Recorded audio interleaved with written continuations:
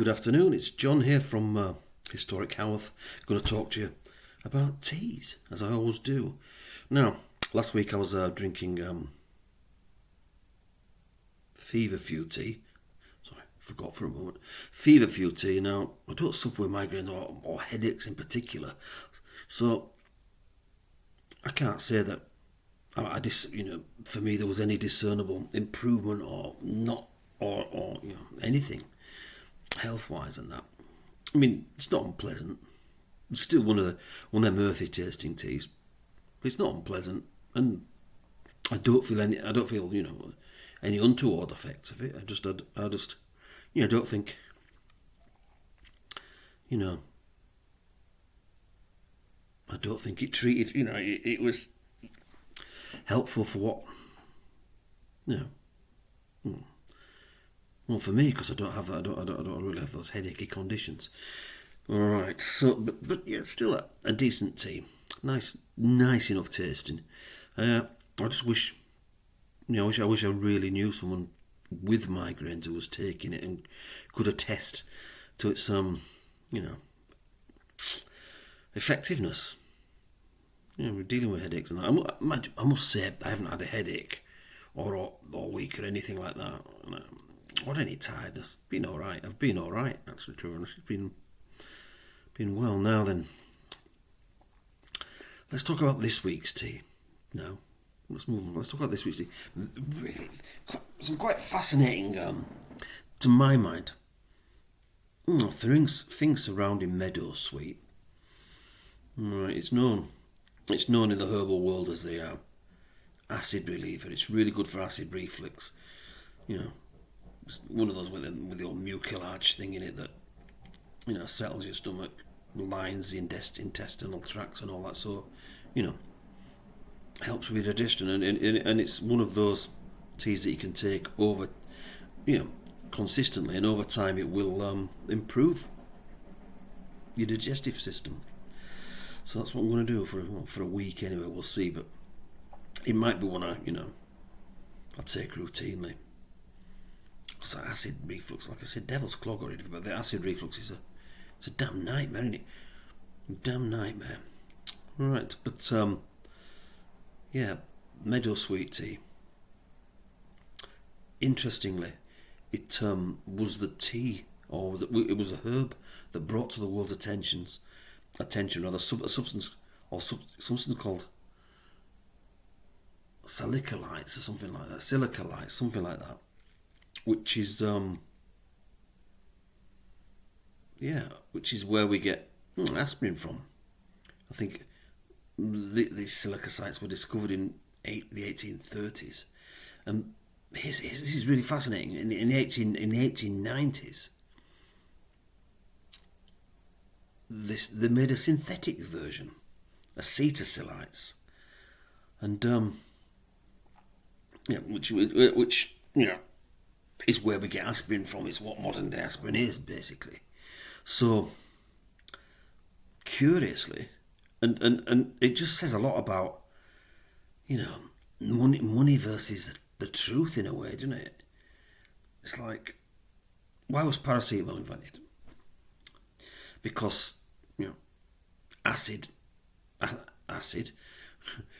aspirin was bad for your tummy, wasn't it? It was not even make your stomach bleed. In fact, it was really well known for it, so I had to come up with some alternative. Interesting enough, if you do drink the Meadowsweet tea, no, it's quite the reverse. It's really good for your stomach, and it makes me despair a bit. We'd rather synthesize something and make a load of money, rather than just say, hey, it's there, it's in this thing, and it's in this tea. You can take it as tea and it'll sort you out for pence. It's crazy. And like I say, the guy who synthesized it, I think, was called Bayer, Bayer, and you do see that on if you get a prescription drug, you do see that quite a lot. So it's quite interesting, isn't it? It's quite interesting. But the main point is that the synthetic version may help you with a headache, but not good for your stomach. Whereas the natural version is okay for both. I'm hoping that or anything. I'm not. It must have mild analgesic properties. But anyway, here it is. This is Meadowsweet, and as you can see, it's quite a dark brown, but darker colour, isn't it? Much more golden, almost brass-like in colour. It smells a bit like, I don't know, coastal, like you're by the seaside. And it tastes all right.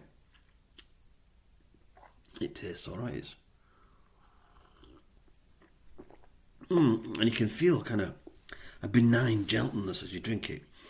I know it sounds like nonsense, but that's what I experience. I'm gonna have one of goods to. It's all right. It's and it's not astringent like the ones I've been taking recently. So, phew, it's not. It's a welcome change.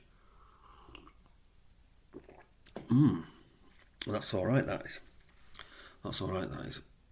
So there we go, and that's Meadowsweet. Yeah. Of course, the caution is please don't take if you drink this tea if you're using blood thinning medicines like aspirins, because people are giving these mini doses of aspirin now, aren't they, to thin the blood to prevent them having strokes and things. Yeah, I got rather a lot of it compared to the Feverfew. Yeah, get a lot for your money. If it's sort the old stomach out, that's fine. Now then, that's that. So that's Meadowsweet. Next, we'll do the cheese update. Still hovering around 13, but certain programs I have been able to get to watch at 11 comfortably.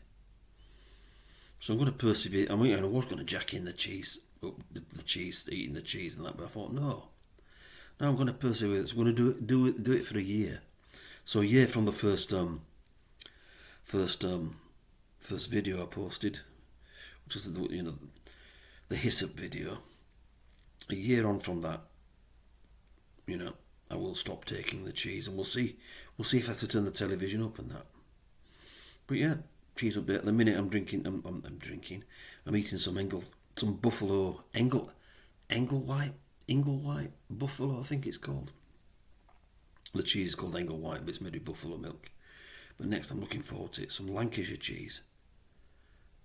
But I think it's OWD, Old Tasty or something like that. Lancashire Street cheese, and it's it does say it's really Old Tasty, something like that. But yeah, it does say it's a very tasty cheese, so I can't wait for that. And it's like I was thinking I might ask you guys if you want to, sending me a comment or sending me a recommendation for a particular type of cheese. Because I think after I've done the Lancaster, all my thoughts are going to. I just feel drawn towards, Roquefort, which is my absolute favourite cheese. Beautiful blue cheese, just cave aged. I like that. When some of his age, it just means he's been left around. And interestingly enough, I quite like that. I don't know why. Quite like French sausages. Sounds crazy, doesn't it? So I've got this French sausage, which has one of its main ingredients is actually Roquefort cheese, and it tastes gorgeous, absolutely gorgeous. In fact, you know what I did? I thought, I got me Sainsbury's stew and dumplings last night. It's my Friday treat. We Sainsbury's stew and dumplings. Yeah, and I thought, why don't I chop up some of this sausage in and make it like a kind of cassoulet thing, pretentious sounding as that is, and the bits that weren't in the liquid got quite dark, and the actual bits that were in the actual stew. Beautiful. It was absolutely beautiful, and it softened the casing, because sometimes with these sausages, trying to chew them, so I like to eat them as raw as possible. Do you know what I mean? as unmessed with as possible. But some of the natural casings, like, are really difficult to swallow, but not the case if you cook them. So I think I've got this crazy idea of tonight having a sausage and chips. I don't know what this has got to do with tea. Absolutely nothing. But anyway, here we go. Next week,